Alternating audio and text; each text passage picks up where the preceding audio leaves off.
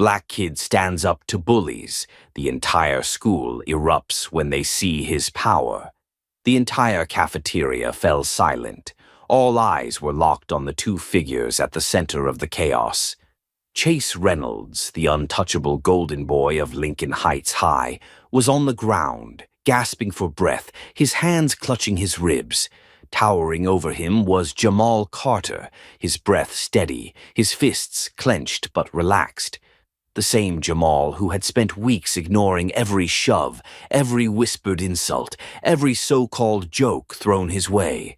Now he wasn't ignoring anything. "You done?" Jamal's voice was calm, almost bored, as if he wasn't standing over the most feared kid in school, the son of the town's mayor, the guy who thought he was invincible. Chase coughed, his face twisted in shock and pain. No one had ever stood up to him like this. No one had ever dared. But Jamal wasn't just anyone. The silence stretched on, thick and suffocating, before it shattered into an explosion of whispers and murmurs. Phones were pulled out. Some kids gasped, others grinned, finally seeing someone put Chase in his place. And just like that, everything changed. The morning had started like any other. Jamal had woken up early, thrown on his hoodie, and stared at himself in the mirror for a long moment. Another new school, another set of people already deciding who he was before he even opened his mouth. He had been through this before. Lincoln Heights was different, though. It was the kind of town where everyone knew each other, where families had lived for generations. People like him, black kids from the city, didn't just fit in. They weren't supposed to. He felt it the second he stepped onto the school grounds, the way the conversations dipped when he walked past, the way people looked at him like he was a question they didn't want answered.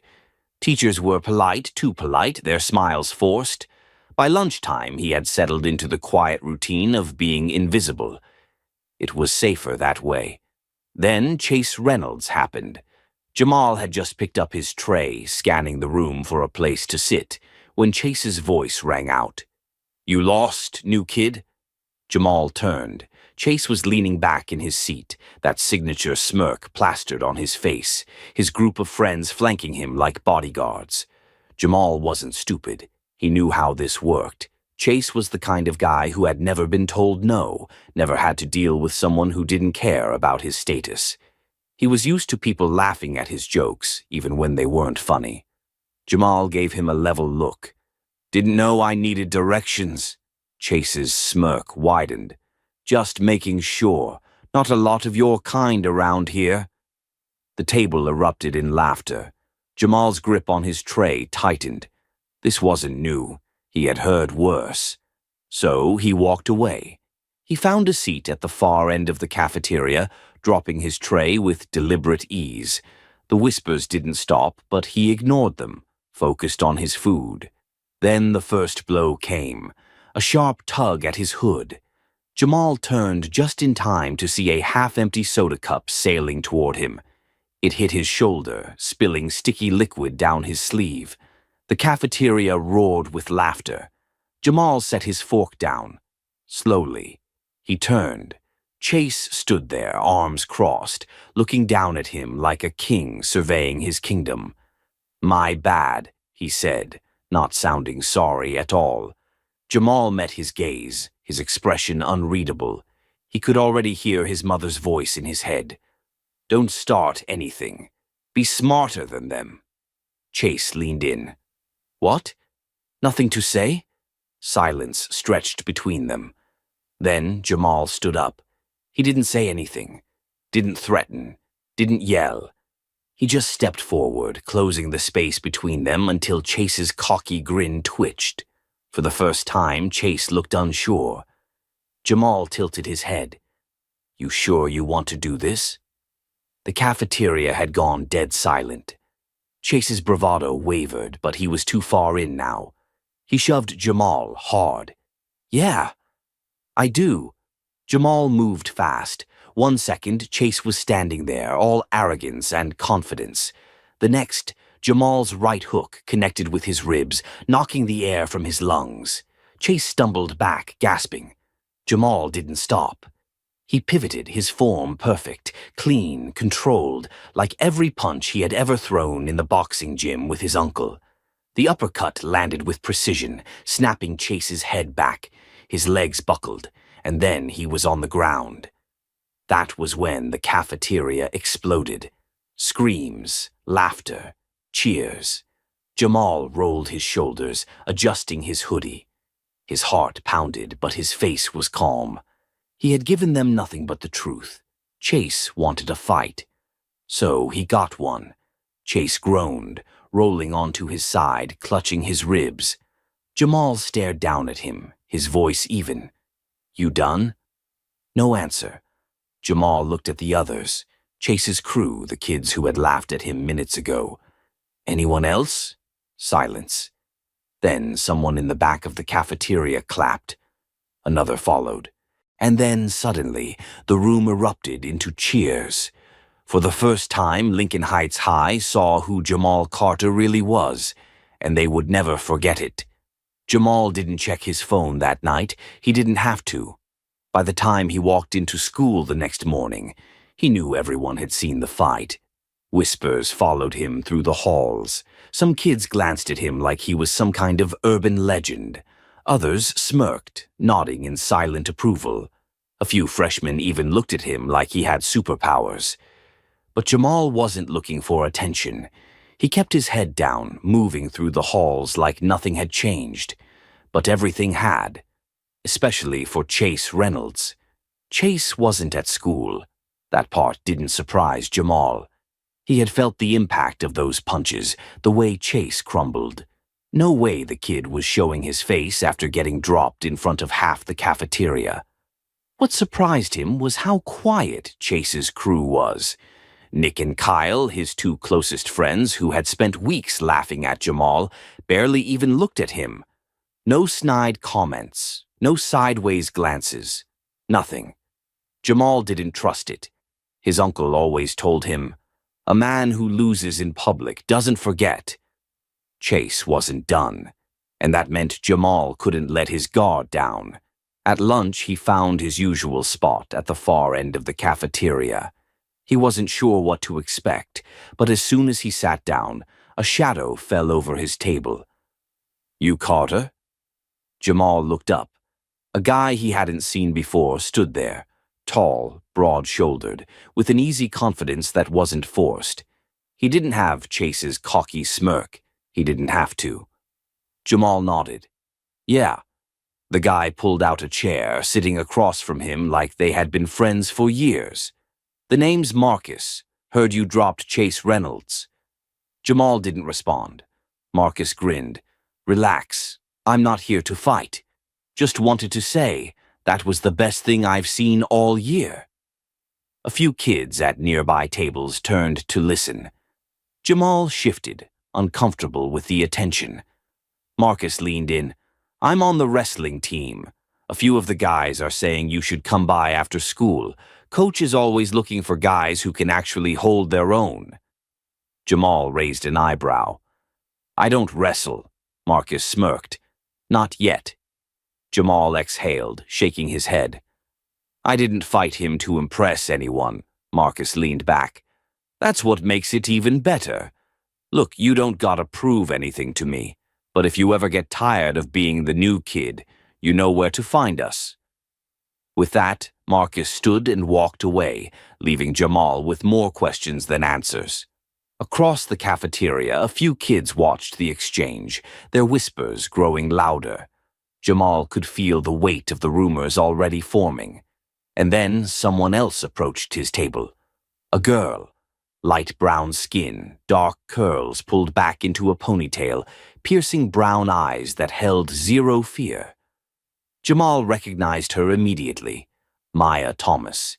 She was different from the other girls at Lincoln Heights. Smart, confident, the type of person who walked like she belonged anywhere she went. And right now, she was staring at him like she was trying to figure him out. "Got a second?" she asked. Jamal nodded, still not sure where this was going. Maya didn't sit. She just folded her arms. "I saw what you did. Jamal sighed. Let me guess. You think I'm just another violent thug? Maya's expression didn't change. Number, I think you're exactly what this school needed. Jamal blinked. What? Maya leaned in. Chase has been running this place like he owns it for years, and no one, has ever done what you did. Jamal frowned. So what? You want me to be some kind of hero? Maya smirked. Number, I just want to know what you're going to do next. Jamal didn't have an answer, because the truth was he hadn't thought that far ahead. After school, Jamal headed to the gym, not to wrestle, but just to clear his head. The weight room was mostly empty, just a few football players finishing up their workouts. He grabbed a set of dumbbells, focused on the steady rhythm of lifting, lowering, controlling his breath. This was something he could control. Then the door swung open. Jamal didn't even have to turn around. He felt who it was. Nick and Kyle, Chase's boys. Jamal set the weights down slowly, rolling his shoulders before facing them. Nick gave a casual grin, but there was something off about it. Kyle cracked his knuckles. You think this is over? Jamal didn't react. Nick took a step closer. You embarrassed Chase, that's a problem. Jamal exhaled. Sounds like Chase's problem, not mine.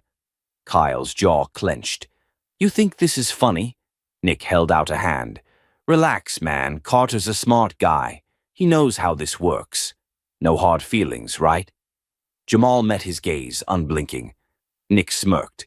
Good. So here's the deal. Chase's dad is the mayor. Which means if Chase says you threw the first punch, guess who the school is going to believe?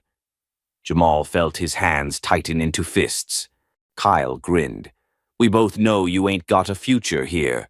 But if you apologize, real public-like, maybe we can make this go away. Jamal laughed under his breath. You want me to apologize? Nick shrugged. Chase is giving you an out. Take it. Jamal shook his head. No. Kyle's smirk faltered. What? Jamal took a step forward. I said no. Nick's smile faded completely. Kyle's fists clenched. You don't get it, do you? Jamal's voice was calm, steady. No, Kyle, you don't get it. He took another step, and for the first time they moved back. Jamal nodded. That's what I thought. Nick forced a chuckle. This isn't over, Carter. Jamal tilted his head. I know. He turned his back on them, grabbed his bag, and walked out without looking back. Because this time he wasn't the one running, and he never would be again. Jamal walked into school the next morning knowing one thing for certain. This wasn't over. Nick and Kyle's warning had been clear. Chase Reynolds wasn't just licking his wounds in private. He was planning something. And Jamal knew enough about guys like Chase to understand that when they couldn't win a fight physically, they'd find another way. He just didn't know how soon it would happen. The first sign came in second period. Mr. Ellis, the history teacher, was in the middle of a lecture when the classroom door swung open. Principal Gardner stepped inside, flanked by a security officer. Jamal Carter, Gardner said, her voice firm. Come with us. Jamal felt every set of eyes in the room turn toward him. He kept his face blank, slowly closing his notebook before standing. He could feel the tension in the air, the unspoken assumptions. What did he do? Someone muttered. Jamal didn't react. He just grabbed his bag, nodded at Mr. Ellis, and walked toward the door. The hallway was empty as they led him toward the office. His mind was already working through the possibilities. He hadn't done anything wrong, not yet. But Chase's dad was the mayor. That meant the truth didn't matter. When they reached the principal's office, Jamal stepped inside and immediately saw who was waiting for him. Chase. Sitting in a chair across from the desk, arms crossed, a bruised cut still visible on his jaw. Next to him, his father, Mayor Richard Reynolds.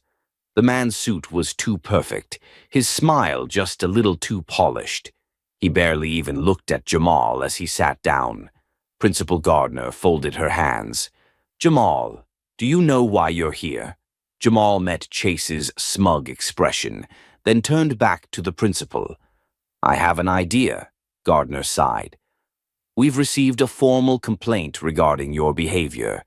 It seems there was a violent altercation in the parking lot." Jamal's stomach tightened. "Here it comes." Mayor Reynolds leaned forward, his tone mocking in its concern. "Jamal, son, this isn't about punishment. This is about making sure all students feel safe. My boy here," he patted Chase's shoulder, "is lucky his injuries weren't worse." Jamal almost laughed. Lucky? Chase had spent weeks trying to provoke him.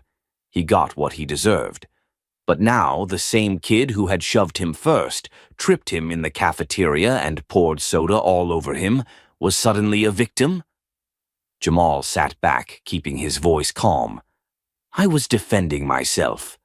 Mayor Reynolds raised an eyebrow. "That's not what we were told." Jamal exhaled slowly. "And who exactly told you otherwise?" Chase smirked. "There were witnesses." Jamal clenched his jaw. "Of course there were. Chase's crew would say whatever he wanted them to say." Mayor Reynolds turned to Principal Gardner. "I'm afraid if we don't take action, we might be enabling a dangerous pattern." Gardner hesitated. "Jamal has no prior incidents of violence." Reynolds gave a sympathetic nod. "That may be true, but sometimes kids like him—" His gaze flicked over Jamal like he was something less than human. "Need a little extra discipline." Jamal felt the heat in his chest. Kids like him. He knew what that meant. He had spent his entire life knowing what that meant. Gardner cleared her throat. "Jamal, I think it would be best if you took a few days off, just to let things settle." Jamal stared at her. "You mean a suspension?" Gardner hesitated, then nodded. Chase grinned. Jamal exhaled sharply. "So let me get this straight. He starts a fight, I finish it, and I'm the one getting suspended." Mayor Reynolds didn't even try to hide his satisfaction. "Actions have consequences." Jamal let out a short, bitter laugh. "Yeah, just not for you." Gardner's voice was tight. "Jamal, please." Jamal turned to Chase. "You really couldn't handle losing, huh?" Chase shrugged. "You threw the first punch." Jamal shook his head. "That's a lie, and you know it." Reynolds sighed. "The decision has been made." Jamal stood, leveling his gaze at them. He had been expecting a fight. But not this kind.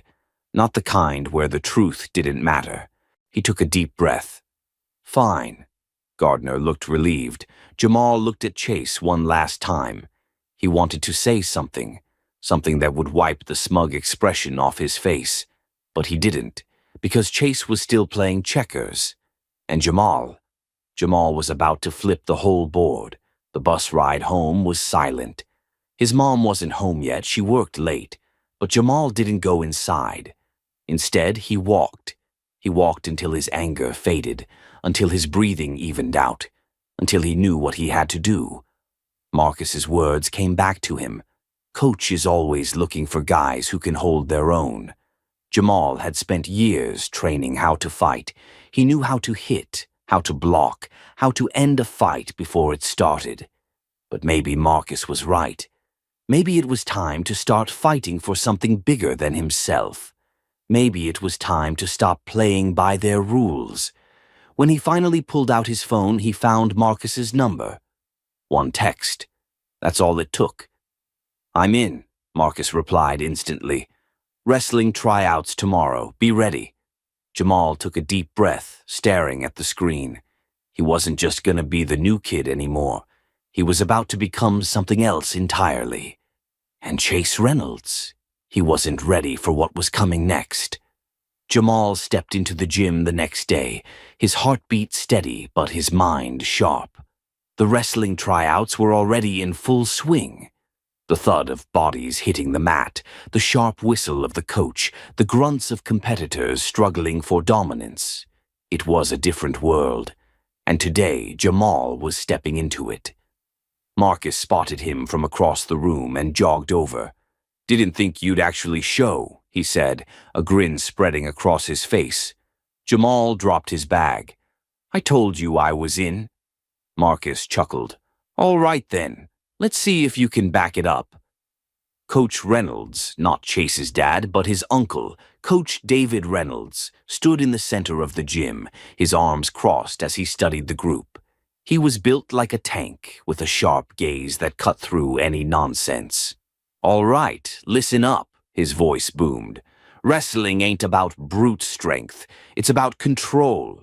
Control over yourself. Control over your opponent. You get that? Good. Now let's see what you got. The wrestlers paired off, and Jamal quickly noticed who was watching him. Nick and Kyle. They weren't trying out, but they were leaning against the wall, arms crossed, smirking like they were waiting for Jamal to fail. Jamal ignored them. Marcus nudged him. They're just mad because Chase is still home icing his ribs. Jamal smirked. Yeah, well, let's see if I can give them something else to talk about. Coach called out names, pairing wrestlers together. When he got to Jamal, he hesitated for a beat. You ever wrestled before? Jamal shook his head. No, sir. Coach nodded. All right, you're up against Brandon Jacobs. A murmur rippled through the group. Brandon was a senior, state-ranked and undefeated. Jamal felt Marcus stiffen beside him. Damn, Coach really wants to test you. Jamal didn't react. He stepped onto the mat. If they wanted to test him, so be it. Brandon smirked as they squared up. New kid, huh? Jamal nodded. Brandon cracked his neck. No hard feelings, all right? Jamal just lifted his hands. Let's go.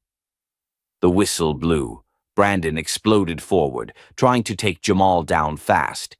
He went for the double-leg takedown, aiming to use his weight to drive Jamal to the ground. But Jamal wasn't some easy target. He twisted his hips, sprawling instinctively out of the takedown, pushing Brandon's head down while keeping his balance. The gym went silent. Coach's eyebrows shot up. Brandon reset, circling. This time, he didn't look as confident. Jamal could hear Marcus laughing from the sidelines. Oh, he's in trouble now. Brandon lunged again, trying to catch Jamal off guard. Jamal saw it coming. This time, when Brandon reached for his legs, Jamal countered with a swift sprawl, then a lightning-fast switch to a single-leg takedown of his own. The impact shook the mat. Brandon's back slammed down, and before he could react, Jamal had him locked in a tight half-Nelson, pinning him. The whistle blew. Winner, Jamal Carter. The entire gym erupted. Even the guys who had been skeptical were nodding, murmuring to each other. Who the hell was this kid? Brandon sat up, rubbing his jaw. He looked at Jamal and grinned. Damn, man. He shook his head. You sure you've never wrestled before? Jamal smirked. I learn fast. Coach Reynolds studied him. Then he nodded. You're on the team. Jamal exhaled. He had walked into that gym as the new kid. He was walking out as a contender. But what Jamal didn't know yet, what none of them knew, was that this wasn't just about wrestling. This was about power. And Chase Reynolds wasn't done with him yet. The hallway buzzed with conversation as Jamal walked to his locker the next morning. It wasn't just the usual murmurs. His name was everywhere. Yo, that new kid pinned Brandon Jacobs like it was nothing. He's got hands and skills. Damn. He's got to be hiding something. Nobody comes out of nowhere like that. Jamal didn't react. He was used to whispers. But this was different. It wasn't just curiosity anymore. It was respect. Marcus was waiting for him at his locker, leaning against the metal doors with a grin. Look at you, already famous. Jamal rolled his eyes. It's just wrestling. Marcus laughed. Tell that to the rest of the school. Jamal grabbed his books, closing the locker with a sharp click. Let them talk. Marcus shook his head. Nah, man, you don't get it. Chase is back today. Jamal stiffened for just a second. Marcus caught it. You knew this was coming. Jamal exhaled. Yeah, Chase Reynolds wasn't the type to let something like getting humiliated go unnoticed. And now, with Jamal stepping into his world, the wrestling team, the sport his family practically owned, it was only a matter of time before Chase made a move. The first sign came in the cafeteria. Jamal had barely taken a seat when the entire room went silent. It started like a ripple, conversations dying down table by table. Everyone knew something was about to happen. Then came the footsteps. Slow, deliberate. Chase Reynolds was making an entrance. The cafeteria doors swung shut behind him as he walked straight up to Jamal's table, his usual cocky grin replaced with something colder. He didn't come alone. His usual crew, Nick, Kyle, and a few other guys who acted more like bodyguards than friends, flanked him like a wall of intimidation. Jamal kept eating, unbothered. Chase tapped the table, making the tray rattle. Jamal Carter, Chase said smoothly, as if tasting the name. Didn't think we'd meet this soon. Jamal chewed his food, swallowed, looked up, calm, unshaken.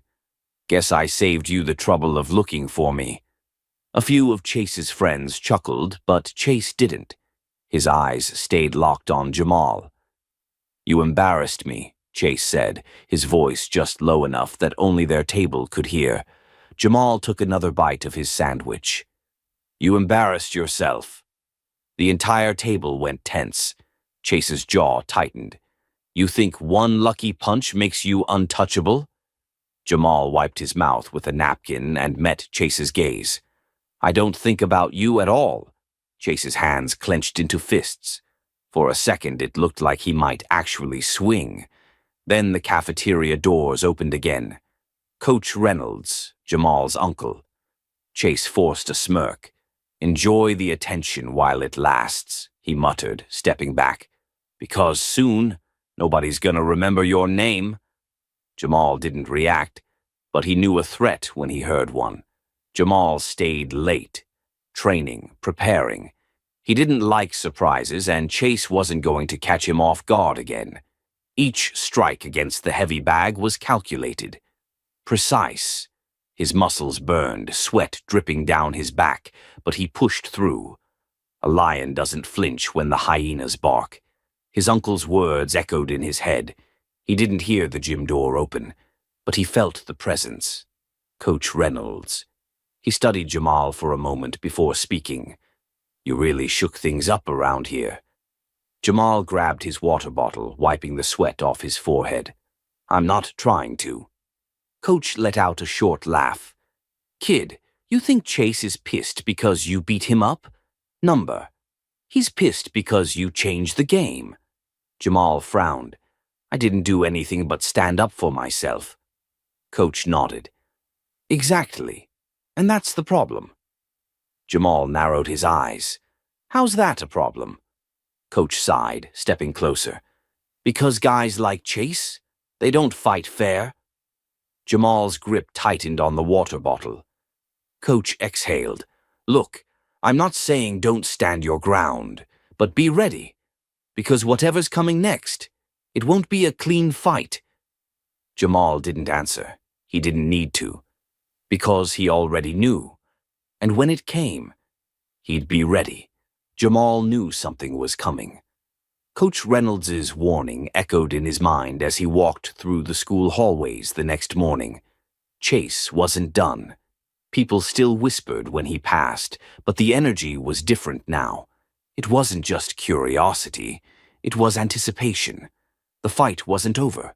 It hadn't even begun. Lunchroom showdown. Jamal had just sat down in the cafeteria when Marcus slid into the seat across from him. You hear? Jamal picked up his sandwich, unmoved. What? Marcus leaned forward. Chase challenged you. Jamal chewed slowly, not reacting. To what? Marcus raised his eyebrows. The wrestling team. Tryouts are today. Jamal finally looked up. And? Marcus gave him a look. And half the school is betting on whether or not you show up. Jamal set down his sandwich. I don't do things for other people. Marcus smirked. Sure, but Chase is making it real clear. He wants to prove he's better than you. Jamal exhaled. There it was. This wasn't about a school sport. This wasn't about skill. This was about control. Chase needed to win. He needed to erase what had happened in that parking lot. And the only way to do that was to beat Jamal in front of everyone. Jamal picked up his tray. Then I guess I'll have to remind him why he lost the first time. The wrestling room. The gym smelled like sweat and competition. Students crowded the bleachers, talking in hushed excitement. This wasn't just a normal practice. Jamal walked in, pulling his hoodie over his head. The moment Chase saw him, his smirk widened. Look who finally decided to show up. Jamal ignored him, walking over to Coach Harrison. The older man looked at him for a long moment before nodding. You sure about this? Jamal nodded. Yeah. Coach sighed. All right, then. You too, Center Matt? The gym went silent. Jamal stepped forward, rolling his shoulders. Chase did the same, bouncing lightly on his toes. He was confident, arrogant. He thought this was his domain. He thought he had the upper hand. He had no idea what was about to happen. The match begins. Coach's whistle blew. Chase lunged first, fast, aggressive, reckless. Jamal dodged, sidestepping easily. Chase circled, grinning. That all you got? Jamal didn't reply. He let Chase come to him. Another attack. Chase shot low, trying to grab Jamal's legs for a takedown. Mistake. Jamal sprawled, locked his grip around Chase's waist, and flipped him over in one smooth motion. The crowd gasped. Chase hit the mat with a grunt, scrambling to recover. Jamal didn't let him. He pressed down, keeping Chase pinned. Seconds passed. Coach's whistle pierced the silence. Point. Carter. The gym erupted. Chase's face burned with frustration as he pushed off the mat. Lucky. Jamal just shrugged. Again? Chase clenched his jaw. Yeah. Round 2. This time, Chase was careful. Jamal could see it in his stance, the way he hesitated. He wasn't used to losing, but hesitation was weakness. Jamal struck first. A fake, a step inside, a twist, and just like that, Chase was airborne. He hit the mat hard. Jamal pinned him in seconds. The gym went insane. Coach's whistle blew again. Carter wins. Jamal let go and stepped back unfazed. Chase lay there, stunned, his pride shattered. Jamal looked down at him. You done? Chase didn't answer. Jamal turned and walked off the mat. He didn't need to say anything. The entire school already knew. Jamal barely had time to process his victory before the consequences started rolling in. The next morning, the energy in the school was electric. Whispers followed him through the hallways, eyes lingering a little too long. Some students nodded in quiet respect. Others looked away. But Chase was nowhere to be seen. Jamal wasn't surprised. Humiliation like that doesn't just fade overnight. By the time lunch rolled around, Marcus was already waiting for him at their usual table. You know what they're saying, right? Marcus asked, taking a bite of his burger. Jamal picked at his food, unimpressed. Let me guess. Chase is planning something? Marcus grinned. Bingo. Word is he's not taking this loss lightly, and from what I hear, neither is his father. Jamal exhaled slowly. He should have known. Chase Tanner wasn't just some high school bully. He was the son of one of the wealthiest men in town. His dad, Richard Tanner, owned half the car dealerships in the county and had deep ties to the school board. Jamal had embarrassed his son in front of the entire school. That meant trouble. Coach Harrison was waiting for him after practice, his expression unreadable. You're making waves, Carter. Jamal grabbed his duffel bag, wiping sweat from his forehead. I just did what needed to be done. Coach nodded. Yeah, well, looks like Chase's father doesn't see it that way. Jamal stilled. What does that mean? Coach sighed, crossing his arms. It means the school board suddenly decided to review your transfer papers. Apparently, there's an issue with your residency status. Jamal clenched his jaw. They were trying to get him kicked out. Coach studied him for a long moment. Listen, kid, they don't like seeing people like you rise up, especially not when you make their golden boys look weak. Jamal met his gaze. So what now? Coach's lips curled into a knowing smirk. Now? Now you fight back. The next morning, Jamal and his mother walked into the principal's office. Principal Whitmore sat stiffly behind his desk, avoiding eye contact. Across from him sat Richard Tanner. The man exuded wealth. His tailored suit, his polished watch, everything about him screamed privilege. He barely glanced at Jamal before turning to Principal Whitmore. I believe we all understand the issue here. Jamal's mother folded her arms. I don't think we do, Mr. Tanner. Tanner leaned back, feigning disappointment. Your son is a talented young man, but Richmond High has rules. If his residency status is in question, we have no choice but to take action. Jamal narrowed his eyes. You mean you have no choice but to punish me for embarrassing your son? Tanner's smile was cold. Watch your tone, boy. Jamal's mother stepped forward. My son's records are in order. We moved here legally. You have no grounds to expel him. Whitmore cleared his throat, clearly uncomfortable. Well, the board works for people like me, Tanner interrupted smoothly, and we don't tolerate disruptions. Jamal clenched his fists. This wasn't about rules. This was about power. Tanner smirked. Consider this a lesson, Jamal. People like you don't win. Jamal met his gaze head-on. We'll see about that. That afternoon, Jamal sat with Marcus in the library, scanning the school's handbook. There has to be something we can use, Jamal muttered. Marcus raised an eyebrow. You're really gonna fight this? Jamal looked up. What else can I do? Let them push me out? Marcus grinned. Damn right.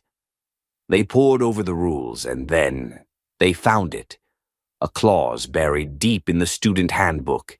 No disciplinary action, including expulsion or removal from extracurriculars, may be taken against a student without due process, including a formal hearing with evidence provided.